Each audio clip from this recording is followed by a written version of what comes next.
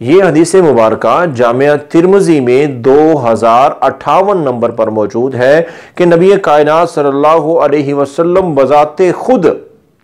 जिन्नों और इंसानों की नजर बद से पनाह मांगने के लिए दुआएं किया करते थे। लेकिन जब कुरान मजीद की ये दो सूरतें नाज़िल हुई, कुल आउज़ बिरब्बिल फलक, कुल आउज़ बिरब्बिन नास, उसके बाद आपने इन दो सूरतों को ले लिया और वो तमाम दुआएं छोड़ दी,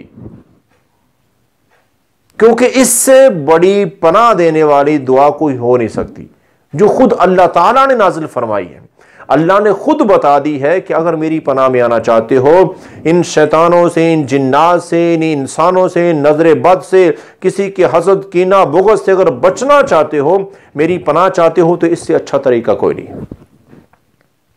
तो मेरे मोहतरम भाइयों, मोहतरम सामीन और नाज़रीन, हमें चाहिए कि हम,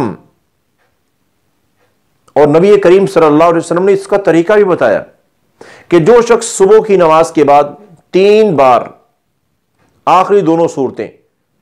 कुल औज़ बिरब्बिल फलक, कुल औज़ बिरब्बिन नास, और एक रिवायत में है कि आपने कहा कि कुल हुवल्लाहु अहद, सूरह इखलास भी, यानी कि कुल हुवल्लाहु अहद, कुल औज़ बिरब्बिल फलक, कुल औज़ बिरब्बिन नास, तीनों सूरतें एक बार पढ़ें, फिर दूसरी बार पढ़ें तीनों सूरतें, फिर तीसरी बार यही तीनों सूरतें पढ़ें। ऐसे सुबह, और जिसने सुबह ये 3 बार 3 सूरतें पढ़ ली ना, शाम तक वो बंदा अल्लाह की हिफाजत में रहता है।